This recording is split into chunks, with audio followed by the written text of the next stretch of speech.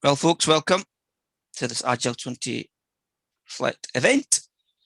I'm your host for this session, Sathpal Singh. Everybody calls me Sath. I'm one of the trustees of the festival. That's my landline phone ringing, so apologies for that in the background. Hopefully somebody will answer that soon. That's the nature of doing these things. That's what's great about them. So warm welcome to you all. I hope you're enjoying the festival.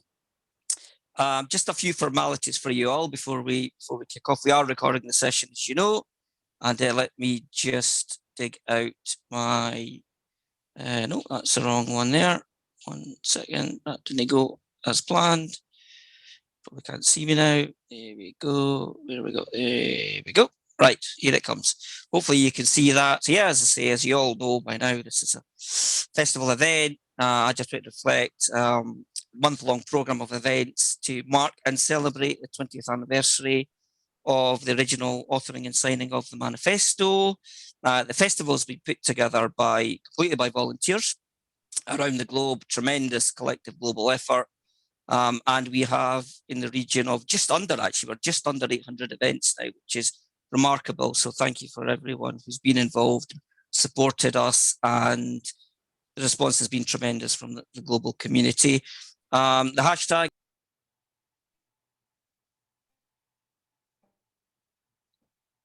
I think I was actually muted. I don't know what happened there. So yeah, we've got a hashtag in the bottom there. I don't know how much you missed. So if you like to share on social, then please feel free to use the hashtag. And the website address is on the right. So there's lots of other content on the website about the festival and the team, and you can access the rest of the program. So do continue to check out the calendar and look for things that are of interest to you. There's definitely something for everyone. And we've had a number of supporting organisations who really helped us along the way here and being great supporters, and that's some of them mentioned in the top of this slide. So that's that. Yep, as I mentioned, this has been a collective global effort. The festival's been built by volunteers. If you would like to donate, you're welcome to do so. There's an option on the website to donate. So feel free to check that out if you're interested to do that.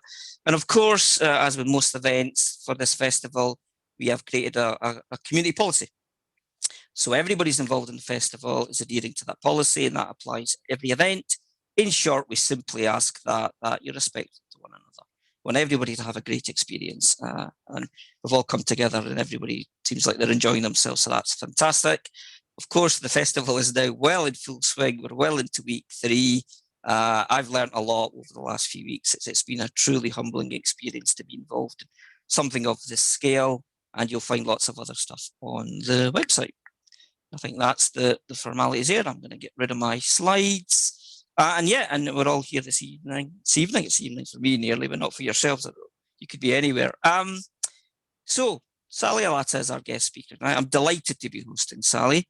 Sally has been a tremendous supporter of the festival, hugely encouraging, and she is also one of our patrons. So it's delightful to be doing this session with Sally today. Sally is the CEO of AgilityHealth, and she does tremendous work in the business agility space. She has her own little leadership style, which is around being bold and I think doing leadership with love. I think I remember reading somewhere, which I think is absolutely fabulous. And you've also been a pioneer of some great non-profit work in your own homeland of Sudan. So that really is remarkable. And I'm really glad to be doing this session with you today. And looking forward to learning more about accelerating business agility. And thanks for doing this, Sally. Over to you. Thank you so much, Seth, and thank you everyone who's here. Happy Friday.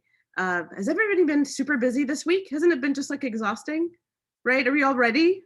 So hopefully we'll close out the week in an awesome way. And I really hope that you enjoy this session. I'm going to share my screen and just make sure that you can see my slide deck. Confirmation?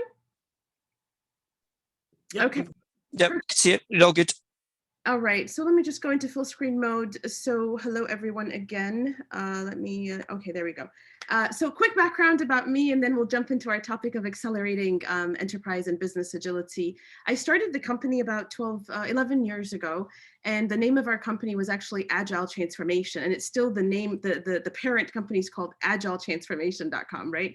And I'm telling you that story because I made a decision about a year and a half ago to do business as AgilityHealth because I really saw the movement towards enterprise and business agility taking fold. And I realized that Agile gives us tools and techniques, but we need a lot more than just Agile. We are trying to achieve business agility. Agile is one of the tools that helps us get there. And I wanted to make sure that the conversations that I was starting to have with executives and with leaders that are trying to transform their company was not centered on Agile, the method or the tool, but was really centered around agility. And what does business agility mean to them? So that's what I want to share with you today, because it's a very important topic of us as Agilists using the language of business leaders, using the language of executives, and starting to speak a lot more about what are they trying to achieve, and then all those tools that we're using are tools in the toolbox that will help us get there. Our company is known for AgilityHealth, which is our measurement and our growth platform. You've probably all seen the radars, the beautiful circular radars, and that really helps organizations measure where they are across their teams. Agile Videos is the learning library. So we have over 320 videos. It's the largest in the world right now for people that just want to learn Agile on their own. And EBA is very popular now because it's about business agility. How do I develop a strategy around business agility? And how can I enable my company internally to lead that transformation? And as he mentioned, I'm the founder of Sudan Next Gen, but I have an amazing team in Sudan Next Gen. One of them is on this call, May, and she is the one that's really been leading the Agile movement in Sudan. So think about a nation, a country, learning Agile, adopting these methods. And the coolest thing about that story is they don't even know it's for IT. Like, we've never had to have that conversation that Agile's for business, Agile's for nonprofit, because from the beginning, they've really learned that Agile is just a way of working. So very excited to have all of my Sudanese partners here as well to join me. So the first thing I want to do is really ask all of you to think about this word business agility. What does it mean to you? In the chat, go ahead and engage with us here. When I say that this organization has achieved business agility, what does that mean to you? What is it that they're doing? What is it that they're doing differently than before? Let's go ahead and hear on the chat. And if somebody does want to speak up, feel free to do so. We can make this as collaborative as possible. All right, I've got some thoughts over here, which is nimbleness and mindset change for Michael Wagner, ability to react to changes and respond quickly, adaptability and resilience, quickly creating value, I love that, ability to move quickly and fast, ability to respond promptly, a holistic approach to Agile, both tech executives and business teams coming together. Thank you, Nikki, that's wonderful. Quickly creating value, I love them. These are wonderful, these are great. So I'm gonna give you a definition that Evan Laybourne and myself created, but this definition came from me asking this question across hundreds of people and hearing their responses. And so all we did is, honestly, we just summarized it, which is business agility is the ability to adapt to change, learn and pivot, deliver at speed, and thrive in a competitive market, because gone are the days where big companies eat small. Today, fast companies are eating the slow. And an ability of an organization or a country even to deliver faster than its competitor is really the only sustainable advantage. So now it's not really about how much money do I have or how big am I? The question is, can I deliver something quickly? Can I learn and pivot? Can I test it? Can I get feedback on it? And can I quickly change direction as opposed to waiting 1 year or 2 years to take something out to market? So that is really business agility. And I always tell a lot of our executives is that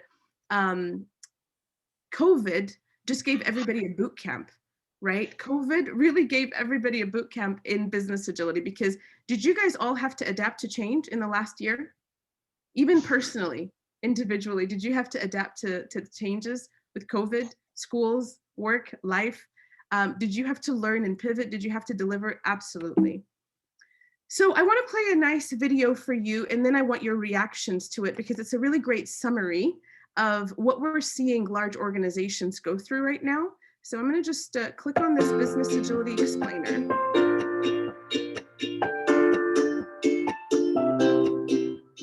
Hi, I'm Sally Elatta, founder of AgilityHealth. And here at AgilityHealth, we are very passionate about accelerating our customers' enterprise business agility journey by helping them measure what matters. As we've worked with many customers, we're starting to see some common challenges and common patterns and solutions. So what I wanted to do is just draw this picture for you. Let's call this demand and capacity. Let's look at it from this perspective. On the demand side, the first challenge you're going to hear from customers and enterprises is enterprise planning is painful. There is too much focus on work and output. So you'll see lots of initiatives, deliverables, epic stories, but not a lot of focus on outcomes.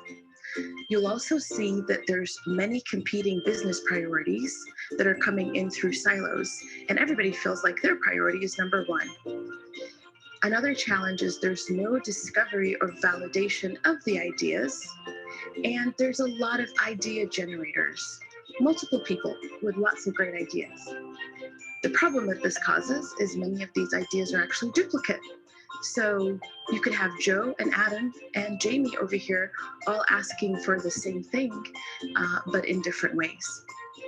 As you go down through this funnel, you're going to realize that teams are not designed to optimize the flow of value. Teams today are all organized based on who reports to who. And so in order for you to get anything done, there's a lot of bottlenecks. There's a lot of shared service teams that are really over capacity. And there's a lot of handoffs and dependencies between them. As you come closer to the actual teams that get the work done, what you're going to see is they're overwhelmed. Teams are burning out. They will tell you they are buried in never-ending backlogs. The good news is by using Agile, we've started to organize our work a little bit better. So we have backlogs and we have cadences and we plan well, but it's still never ending. Teams have no time to be creative or to solve problems the right way. Like, remember those 3 different features that we're all asking for the same thing? Nobody has time to focus on that. So this is a summary of some of the problems that we're seeing. And one of my quotes here that customers like is, if you want flow, stop the flooding. So let's take a look at this picture in a different way. How could we redraw this? Again, let's look at demand, discovery, and then let's flow outcomes. So this funnel looks a little bit different in that at the beginning, I want to create portfolio teams. This is a missing gap that we have today. We built teams and we built teams of teams, but we have not yet structured portfolio management teams that could really organize the work at the very top of the funnel. Portfolio teams really should be planning based on outcomes. What are my 3-year outcomes? What are my 1-year outcomes? And what are my quarterly outcomes? Those 1-year outcomes will map to your initiatives and your epics, and those quarterly outcomes will map to your deliverables or your features. Make sure that these outcomes, as they come into this funnel, are going through discovery. The purpose of discovery is to validate your ideas before you invest a lot in actually delivering them. Are these ideas valuable? Are they feasible? Are they usable? Another way to think about the value of discovery is, can we test something? We call it test it, nail it, before we scale it. Test it, nail it, scale it. Some cool techniques for doing discovery would be following the Mobius loop by doing discovery and then delivering, or even leveraging things like the 5-day sprint, or just building some fun mock-ups and showing them to customers quickly and getting very rapid feedback so that you can begin to experiment before you actually build. Now let's come into the teams. How do I want to organize and design my teams? I want to organize my teams so they can flow outcomes. So whether they're business teams or technology teams, whether they're product or engineering teams, And regardless of their reporting structure, we want to organize teams together in a virtual way so they can enable the flow of outcomes. To support this system that is designed to flow outcomes at the very top, we need leadership agility. We need to shift from the very directive style that we have today into more of enabling autonomy and delegating decisions down. We need to also invest in developing talent, because through this journey, you're going to see there's a lot of new roles that are going to be created, and a lot of roles that are today will need to shift, including the role of leaders. So developing talent and investing in growing our skills is another critical enabler. And when you enable the flow of outcomes across your enterprise, you will arrive at true business agility, where you are disrupting before you are disrupted. You become a learning organization, and you can thrive in a competitive market. Thank you for watching. All right, so we got through the video. Feedback, what resonated with you? Tell me a little bit from that journey. What are the words or what are the concepts that resonated with you? And again, you can chat or you can speak up. I like the, nail it part. So you don't scale crap. Yeah, test it, nail it, scale it, Yeah. right? Yeah. Cool. What else?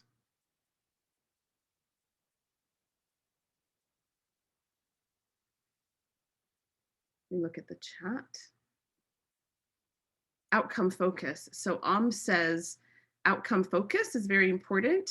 Luis says organizing teams to flow outcomes. That's awesome. Carol says product discovery, like making sure that we're building the right thing. Hanu says how to move to flow-based organizational structure. Mary says from the UK is leadership agility. Love that. Marco says he really likes the difference between the two funnels, the funnel that was like completely not flowing, and then the funnel that actually does flow. Let's see, what else did we see over here? Establishing teams, outcome focus, on point. Thank you, Marcos. Competing workload. Okay, wonderful. Moving to outcome-based planning, value, stop the flooding. Yes, stop the flooding. All right, so what I wanted to do is start with this video because it's a summary. It's a summary of a lot of the different things that I want to tell you, which is that organizations today, are really focused on this journey. And in their journey, they start with teams. They really focus on team agility. And team agility is they start adopting Scrum and Kanban. They bring in Agile tools. They co-locate the team, or now obviously working virtually, but they make sure that this team can perform. And so what is it that we, all of us, can do to help teams perform? One, we can measure and make sure that this team is actually healthy. And I'll share that with you. We call it the Team Health Radar. You can help teams help themselves. The world where every team has a full-time Agile coach there to help them is gone. Because Agile is now being scaled across so many organizations, we as change agents, as leaders, as transformation leaders, have to teach teams to help themselves. So our role is to give them the right tools, the right resources, and build talent within the teams themselves so that it can be sustainable and not waiting for an Agile coach to be there for them. At the team of team level, what you're going to see is the adoption of many scaling methods, right? Which is, what's the problem we're trying to solve with scaling? How do I plan across teams? How do I deliver value across teams?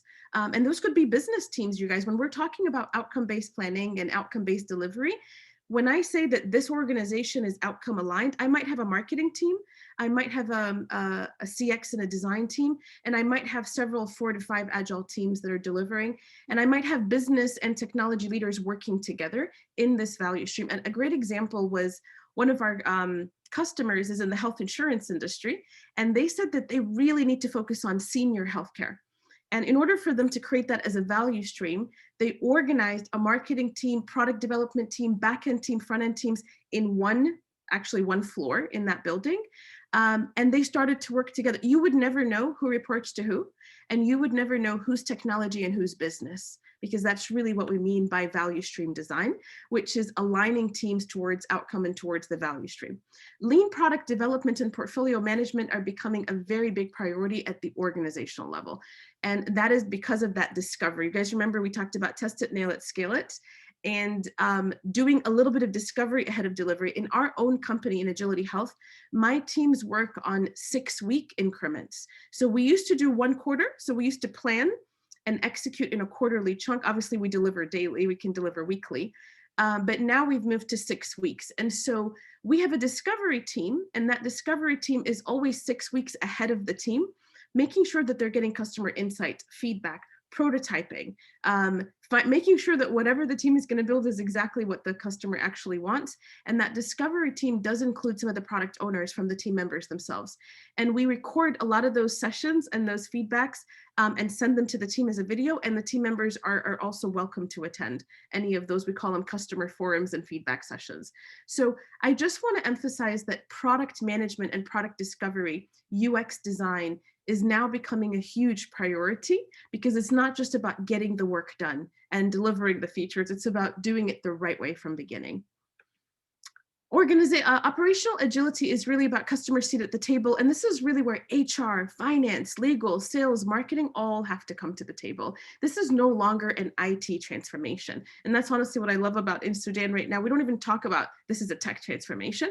It's just a way of working. It's the way we organize our work. It's the way we organize our teams. And this is how we're disciplined about delivery.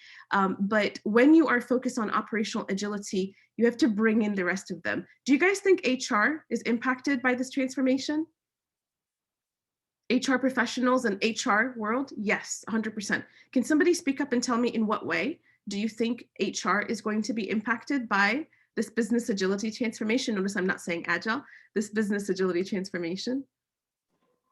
Hi, this is Marcus here in Houston. I hope you guys can hear me. Yes. The big thing is the simplest of the things in HR is how they measure performance and how they reward the perceived performance. Today, at least in my environment, it's locked into the deliverable of a project. I mean, this is totally absurd, but that's how they do it. So whether the project lost its value throughout its life, it's no longer what the customer wants at the end, you will still be measured by the deliverable of that obsolete project, most likely. So that's a huge change, how they evaluate people instead of evaluating the outcomes of a team. I think that's a big change. That's wonderful input. So HR, you guys, is being disrupted. Do you think finance is being impacted by this change? Yes. The way that we fund is not going to be project-based in the future. It will be more about stable teams and capacity. Do you think legal and procurement is going to be changed? Yes, because they have to lean out their processes. So I guess what I'm trying to share with you is within this picture, organizational agility and business agility is going to require a little bit of all of this. And I hope that when you are speaking to your senior executives and your leaders and your directors, that you are talking about not just we need to adopt Scrum and Agile at the team level, but you're giving them this vision that this is really around business agility, which is you as an organization becoming more aligned to achieving outcomes. So how do we accelerate this journey? How do we do it faster? Obviously, this is one of our specialty areas, and I wanted to share with you that it really starts by learning at scale, measuring at scale, and growing at scale. That's the formula to accelerate, is we call it learn, measure, grow. Learn, measure, grow. We used to always just pick a few teams that are going to be doing Agile, and we would take them through Agile training. But today, we're working with many companies that are saying we have hundreds of people that have to be upskilled on Agile. So even learning now needs to be smaller bites because of COVID. We're not talking about 2-day, 3-day online sessions anymore. We're talking about 90-minute, 2-hour webinars maximum, with a lot of video-based learning that's 5, 10, 15 minutes that I can watch during my lunch break. Do you guys understand that? So learning and the way that we do learning now is going to be different. And I would say for this whole year, if not for years thereafter, which is going to be small chunks of learning on time, on demand. I really have a problem with estimating and planning right now. I need to access resources directly related to estimating and planning. We're really having a problem right now with our leadership agility, and as a manager, I'm not sure what to do. So this is something that's important, and it needs to be scalable. Measure and grow at scale. We need to know where teams are at right now. We need to have a consistent way of giving teams direction on what does crawl, walk, run, fly look like? What is the maturity? How do I get better? What does greatness look like? But one of the most important things, and I'll share this in a little bit more, is that measurement is not to be used to punish or reward the teams. And it's not about data collection. And it's not about sending surveys to people and getting their responses. We have to think differently about what we mean about measure and grow so that we can accelerate. So let's start with learn. When we are trying to upskill a group of people, let's say that you have within your organization 10, 20, 50, or 100 Scrum Masters or managers or product managers, and I want to upskill them quickly. I really want them to learn. We recommend that you don't just think about training, which is what a lot of people think about today, but we want you to think about it holistically, which is learn, measure, grow, mentor. So the way that we approach this, we call it our 2x2 talent development. For learning, I want to know for this product owner or for the Scrum Master, what do they need to learn in small chunks every quarter? And what videos can I give them access to that are very specific to their role? So again, my learning path and my learning plan will be quarterly and continuously.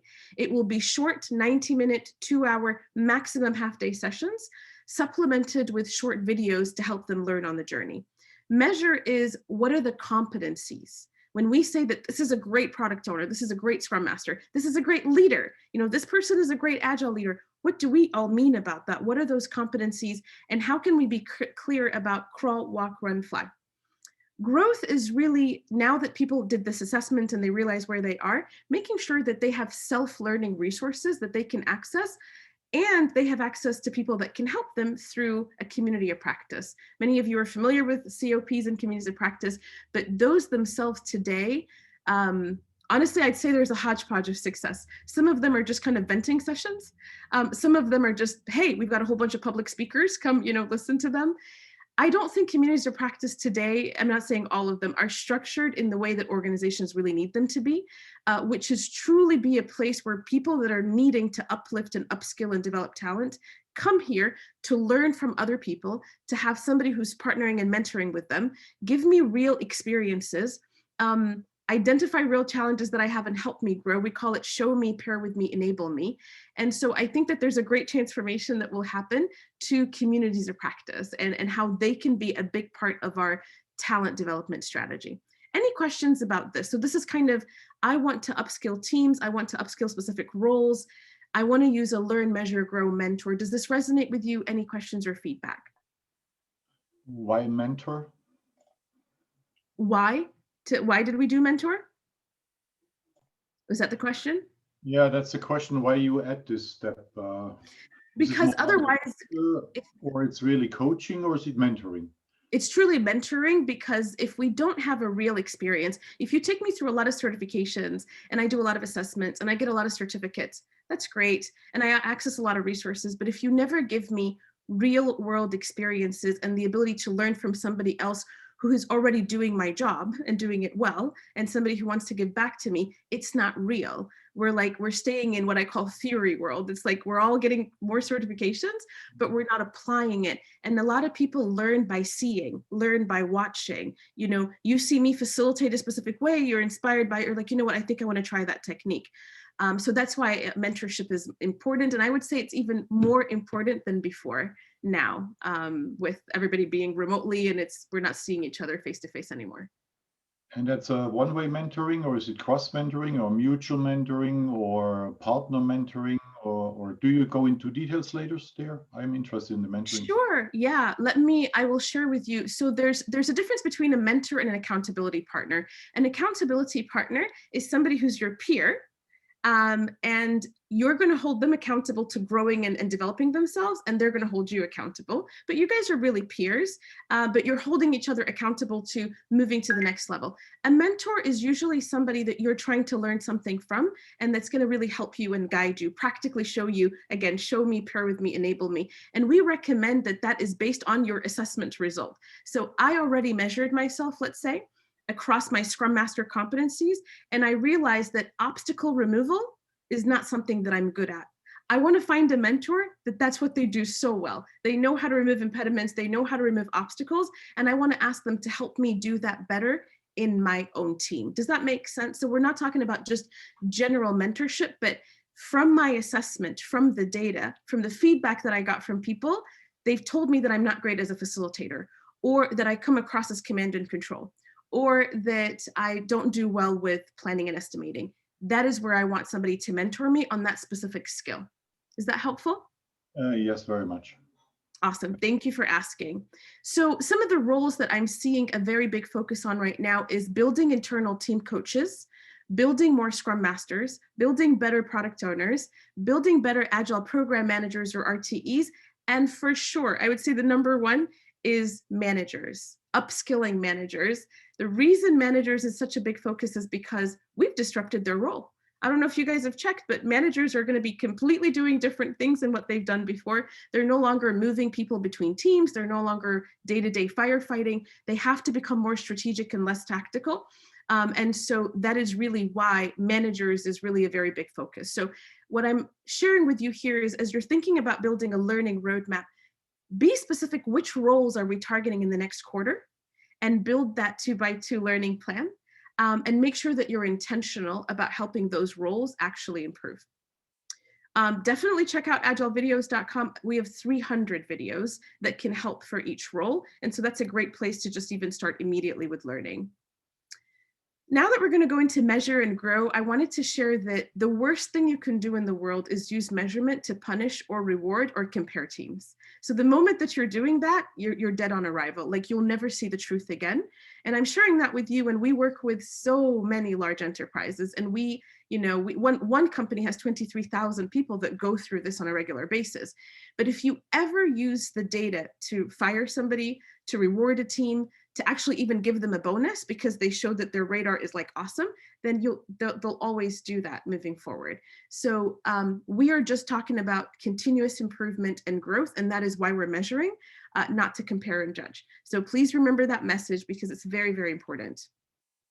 So what should we measure? I wanted to summarize that for you in that so many of us today are focused on performance metrics.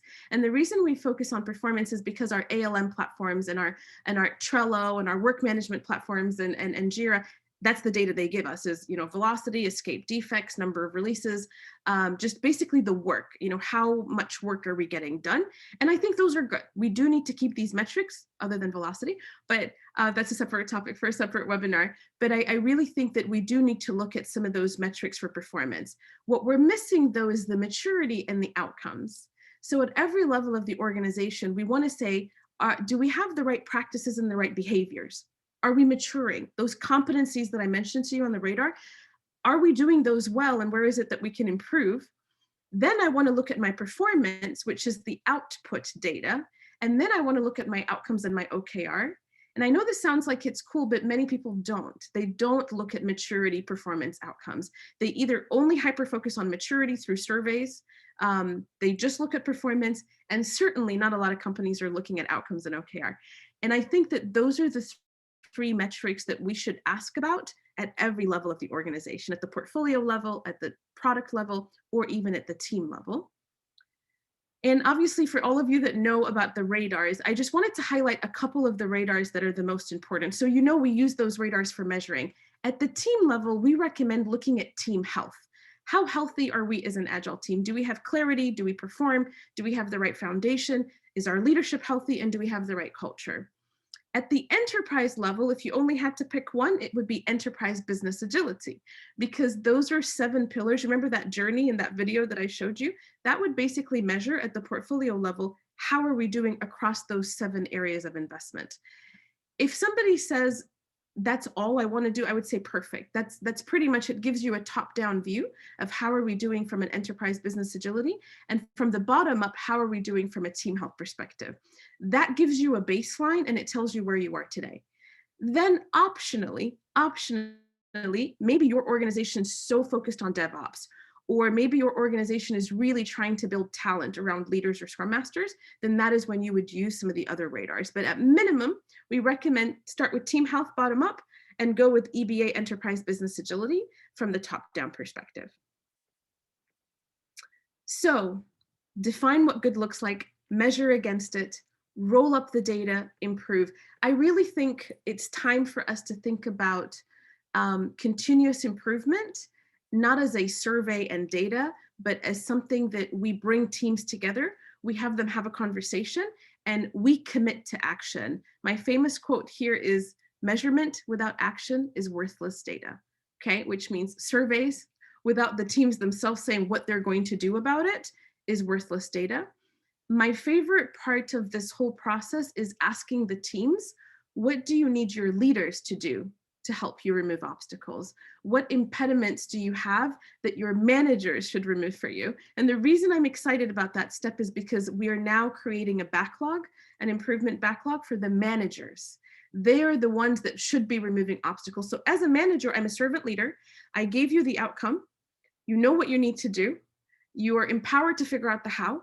But I do want to ask you, what's getting in your way? What's blocking you? And then I, as a management team and as a group of coaching, we need to prioritize those obstacles and remove them from the teams. And quite frankly, demo back to the teams what obstacles we've removed. I want you to pause and think about that.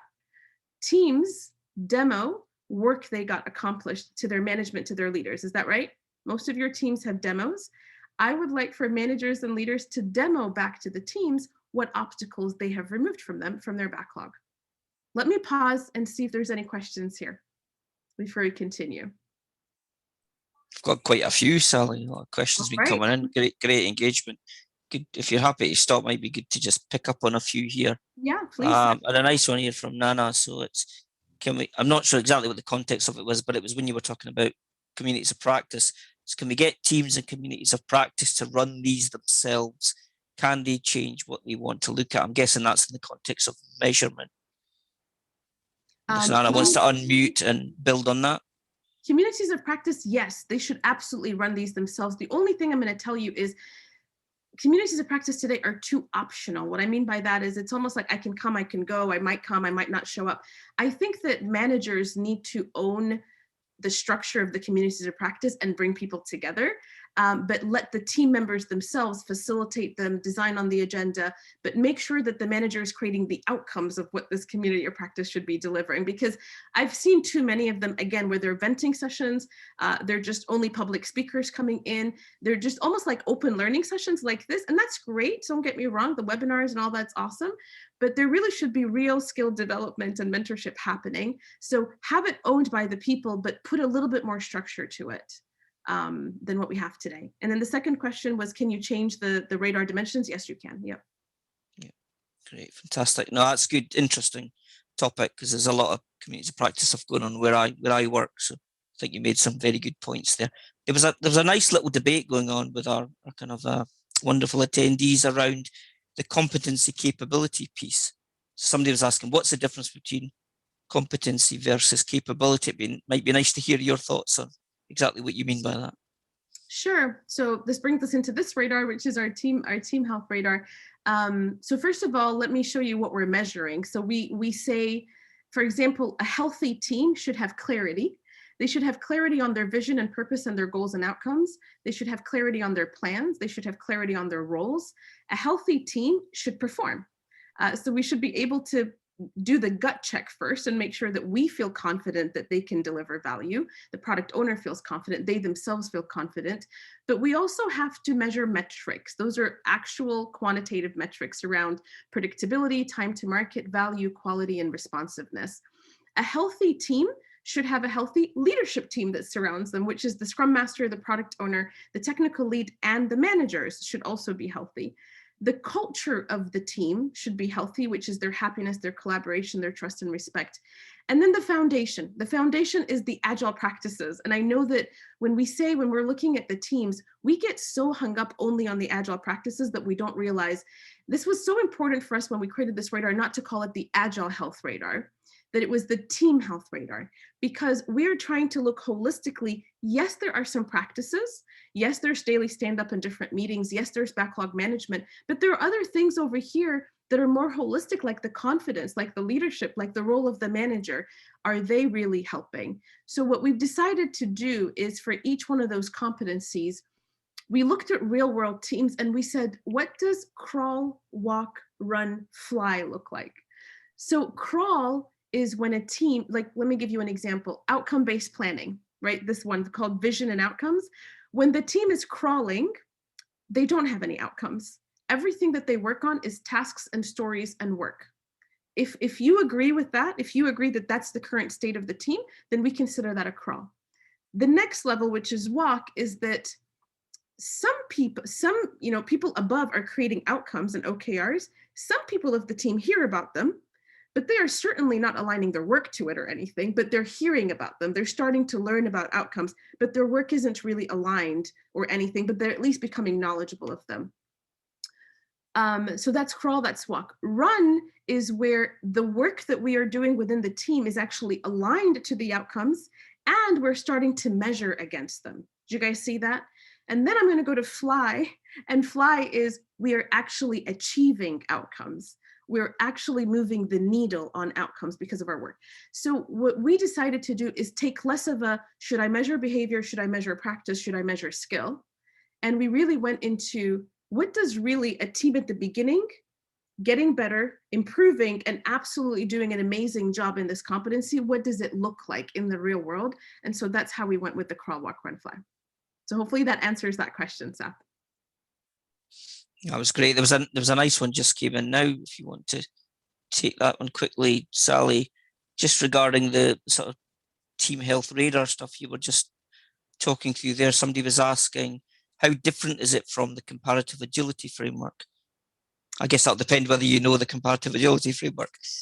Yeah, I'm not as familiar with the comparative agility. Comparative agility is definitely a survey tool, and it's a great one. So I know Jorgen very personally, and he's an amazing person. So think about them as two different platforms. One of them is very survey oriented. One of them is very team oriented. So in Agility Health, the basic architecture of Agility Health is around teams.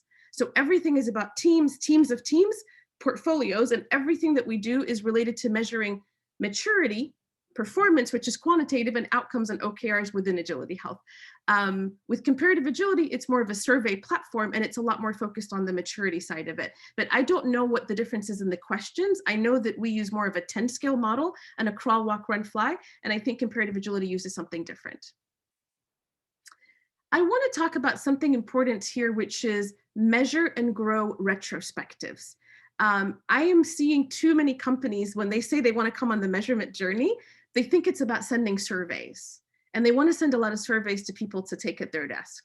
That is not continuous improvement. So we as a change leadership group have to realize that facilitated workshops where people can answer the questions together, review the results together, and build a real action plan together is what we are talking about. We are not talking about just, hey, I've got 500 people, let me send them surveys and let me like roll up the data and create fancy charts for executives to see. That's the old school of measurement. We now really want the team's voice needs to be heard, and you are immediately within these workshops building an action plan. And the most important part of the action plan is not just what they're going to commit to, which they should, but what do the leaders and what do they want the leaders and the executives to do for them? I cannot tell you the impact that the voice of the team has had when we were able to roll up data and see that across many organizations, many teams, like look at this roll up over here, we really have a problem with product ownership. I mean, 5 to 8 to 7 different teams are all saying, we don't have the right product owner skills on our team. Or over here, we really are struggling with planning, right? So what data does is it drives action at the executive level. And I know that for a fact. We've had many banks, many large entities that before people are complaining about different things, they're complaining that they don't have the right infrastructure, that they don't have the right tools, they don't have the right training, but it's coming from 1Z, 2Z, this agile coach, that manager. Data is powerful, and especially if you use it for the right reason to help remove obstacles and to help the teams move forward. So that's just an important thing that I believe that in the Agile community, we need to start becoming more data oriented in our transformations. When we come into an engagement, we need to say, let me first get the data. Let me hear the voice of the teams. Let me roll it up. And let's only design a strategy of what we're going to do based on what we're hearing from the data, not based on my gut feel or because I'm an expert and I know everything. I don't care how much of an expert you are. If the team themselves and if the data is telling you that there's a problem in a specific area, even if you agree or disagree, that's what the data is telling you. So you're going to have to tackle that problem first. All right, I really just want to end here and basically open it up for conversation. My end here is that, you know, we want to align teams and to achieve outcomes. If that's what you want, you really want teams to achieve outcomes, listen to their voice and remove their obstacles. It's a two-way street. Organizations that want to align teams to OKRs and outcomes, which is an awesome thing to do, have to invest equally in continuous improvement and the voice of the team. So I'm going to leave you with that last thought here and just open it up for questions, comments, feedback. You're welcome to also turn on your audio if you want to. Fantastic. Thanks, Sally. That was great. Covered a lot of content there. I'm sure everybody would agree. We're happy to take questions, guys. We've got about 10 minutes. I need a couple of minutes just to wrap up. So if you've got any questions, you can feel free to raise your hand or you can unmute. I see a hand raised there. Marcus, do you want to unmute? Do you have a question for Sally? No, no question. I was clapping my hands for. Oh, brilliant! Sally. Fantastic. No, but we'll give Sally the applause at the end. Fab. Any questions, folks? Just yes, this is Harold. This is Harold. I missed the point. How you create a measurement? What was the question, Harold? Oh, how do you create a measurement? How do you create the measurement? Yeah. Oh, it's not a survey. I missed the point. What's your creative way to measure? We use AgilityHealth. So our platform is a measurement platform, Harold. So we've already created all of those radars with the crawl, walk, run, fly. So if you reach out to us, we're happy to share them with you. So we can share the radar, share even the questions. But we use a platform because we think that, you know, just using SurveyMonkey and using Excel is not a scalable model and not a sustainable model. If you've got several teams that need to do this, if it's just one team or two teams, it's actually fine. But if you've got 10, 20 or 100 teams, that's not very scalable. So feel free to reach out to us. So it's a questionnaire in your tool? Yes, in the platform, there's crawl, walk, run, fly. It's a radar. The results display immediately. The team members have a conversation around the results, and then they build an action plan. What are we going to do to get better? Mm-hmm. Thank you. Hey, Sally, this is May. We had a lot of conversation on the chat around anonymity and how teams can feel comfortable to share their input, knowing that it won't be held against them and knowing that it's anonymous to management. Could you reflect a little bit and clarify on that? Absolutely. Psychological safety is one of the biggest things that you have to focus on when you're rolling out a measure and an improve program. If you ever even initially at the program, just say that we're running assessments. We're using a tool to run assessments to see where you guys are at. It's dead on arrival. So I'm just giving you my recommendations because we've been doing this for a while. This is really a continuous improvement program. It needs to be completely talked about in terms of all of the feedback is anonymous. And the goal from the feedback is to help teams improve and not to punish them or reward them. And if you've never actually seen a radar before, because I think some of you might have not, so I will just share my screen. We've been out in the market for a while, so I just assumed everybody had seen the radar, but this is what it looks like in terms of the radar results. Is everybody is a dot. Everybody on the team is just a dot. This was their answer because we don't care who said what. We can still filter by what did India say versus San Francisco. You know what I mean? So you can go deeper into analyzing groups of people, but this is how the radar displays. And then all of here's the top competencies, the lowest competencies, and then there's a ton of textual responses, right? Of all of what people have actually said from their heart about why. This is still anonymous. The only thing that's not anonymous is the action plan, which is what are we committing to doing to actually get better? That's not anonymous because we want to know what does the team actually want to do to get better. Fab. Hope that helps. Mercy's patiently had her hand up, so I'm going to give her the chance to ask her question now. Do you want to unmute, Mercy, and ask Sally your question? Hi, Seth. Thank you so much, Sally. I really, a lot to really reflect on. Very insightful presentation. I don't know what to say. I really love the way you talked about the managers doing the demo. So they're, like a reverse retrospective.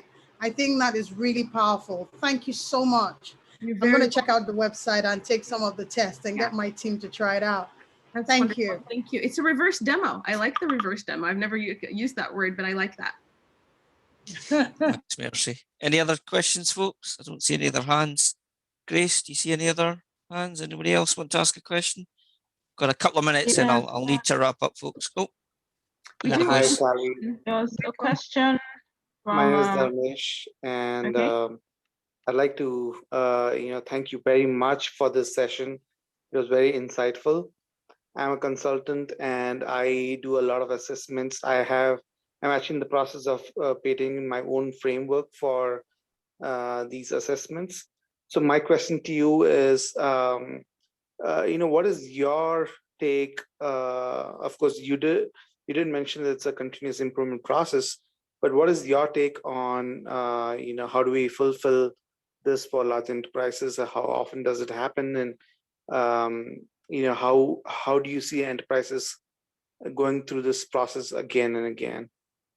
Sure, there are two ways. So some of our big customers are like Bank of America, Discover, Capital One, Nike. Those are just some of the names of the customers that do this right now. There's a top down, there's a bottom up. So either the entire line of business or the entire company says we're going to do this once a quarter. Some of them do it 3 times a year, and it's very much an organized fashion. They really do it across all of the teams. They gather all the data, they do all of the workshops, they roll up the data, and they hold managers accountable for removing obstacles, and they ask teams to grow. There are some organizations that do it quarterly, but it's down at the team and the team of team level. So some companies that use SAFE, for example, do it through their PIs in their inspect and adapt. If you're using SAFE, there's always at the end of the PI, there's an INA session, which is 4 hours dedicated to inspecting and adapting. So that is where the teams can spend the time either taking the survey, analyzing the results, building the growth plan, or I've seen some teams that do the survey itself in the last retrospective of the last sprint, and then they use the inspect and the adapt to just roll up the data, analyze it, have some really open conversations, and build improvement plan. My recommendation is to operationalize it. So make sure it's just part of what we do, just like retrospectives is what we do. We do that every 2 weeks. We are just used to, at the end of every quarter, pausing and having a measure and grow retrospective, or a team health retrospective, or a DevOps retrospective. So make sure that it's not a one-time thing.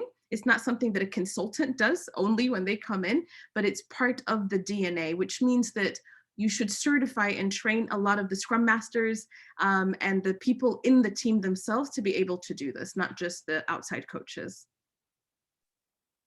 Absolutely, I would agree that. Thank you, Sally. You're very welcome. Thanks, Sally. I think we've got time for one more. I saw another hand up. Hind, I don't know if I'm pronouncing that correctly. Apologies if I'm not. Do you want to unmute and ask Sally your question? I can't see everybody. Hind, who's Hind? Come on. Hind, Yeah, this is Hind. Yeah. Hi, Hind. First, thank you for wonderful presentation. Thank you. I'm interested in the Agile in a short time, and I take a full information. I'm a Sudanese. I live in. Oops, we just lost you, Hind. Yeah, it seemed like it was a kind of poor connection there. Couldn't quite make that out. Bridget. And I will take a full information. Thank you very much. You're very welcome, my dear. You want to learn Agile. I'm going to point you to agilevideos.com, and I'm going to give you a promotion code so that you can learn at no cost for a period of time. So any of you that are unemployed, that are looking for a job and you really need to learn Agile, please reach out to us. You saw that there was an evaluation form. We will send you a promotion code so that you can begin to learn at no cost on agilevideos.com. So that's fantastic. Thanks, Thank Sally. you very much. Thank you very much. Thank you. Fortunately, we're running out of time, folks. It's we only have an hour, which is a real shame because I'm sure we could have gone for another hour quite easily. I just wanted to take this opportunity. Thanks, Sally. Fabulous to join us today and give up her time and share such amazing content. I think there's a lot for all of us to take away there and go and do some further research. So do check out the website, as Sally mentioned. And yeah, thanks for joining and thanks for participating. Amazing engagement in the chat. Thanks to Sally for joining. So thank you, Sally. If you're happy to unmute and join me in giving Sally a quick round of applause, you're welcome to do so. Oh, you're so Thanks, Sally. I have to do that. Thank you. Love you guys. Love you so much. Thank you. Thank you, Sally. And we did share my co-host did share a quick form, a link to our feedback form. So if you're happy to do so. We'd love it if you'd give us some short feedback. It hopefully won't take more than a few minutes to complete the form. Just helps us improve the experience and see what else we can learn. We're always up to make these things better. So do please share that. And again, I hope you're enjoying the festival. Still lots of stuff to go. I'll be hosting an ethics panel discussion in a few hours. So if that's something you're interested in, you're welcome to join that. You'll find it in the calendar. And there's heaps of other stuff, as you all know. So do keep checking out the calendar. I'm sure you'll find other stuff to sign up for. Thank you for joining us. Enjoy the rest of your day, morning, afternoon, wherever you happen to be. And we hope we'll see you again. And take care. And thanks for joining us. Bye, everyone. Stay safe, folks. Thank you. Take Cheers. care. Seth, Bye. Thanks, folks. thank you. Hi, Seth. All right. Okay. I think we're here.